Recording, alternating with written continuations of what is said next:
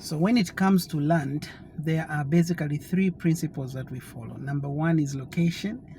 Number two is future use.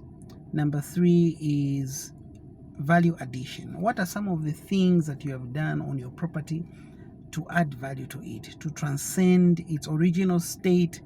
A chicken, for example, we buy a quarter chicken for 30 kwacha, and yet a whole chicken costs 90, 100 kwacha, and there are 8 pieces in that chicken. But the reason we are buying that quarter chicken for nearly 1/3 of the original price, and yet that's only 2/8 of its parts of the chicken, the reason we do that is that the owner has added value to the chicken. The owner has had to slaughter the chicken, dress the chicken. Why do we call it dressing? It's supposed to be undress the chicken. Dress the chicken, cook the chicken, spice the chicken. So for all his time or her time, electricity, resources, value has been added, extra value has been added. And in some cases, not only is there the chicken with spices, now the chicken comes with salads. There is now product augmentation. So some houses fetch more because they have not only received extra value, but they are also augmented. The fourth component in real estate as well is preservation. Preservation, not only have you added extra bedrooms, but what is the quality of those bedrooms? Do the lights come on? Do the bathrooms flush okay? Do the windows, are they workable? Is it a user-friendly property? The fifth component as well is sellability. So in terms of replacement cost, I'll give you an example. In the Zambian situation, a few months ago, the dollar value had plummeted. Not really plummeted, but significantly gone down. And a lot of Zambians at that point opted to sell their old cars and replace them with new cars. So the replacement value of their new cars became significantly lower. So economically, the impact on the client's pockets was much, much reduced. So even in real estate, usually when the market trends are such that people can see that the replacement value of their real estate is cheaper, they are more likely to sell at a good bargain to you. And last but not least, there is what we call emotional attachment to property. Some people, no matter how well prices do in terms of market value, they will always not sell because they are emotionally attached to that property. It's where they were born. It's where they buried their uncle. It's where their wedding was held. It's where this, that, and the other, where their firstborn daughter was baptized.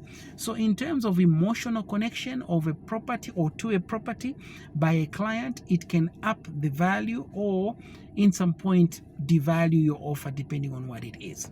So in terms of now a clear understanding of where to buy property, you then have to look at yourself and say, what are the depths of my pockets?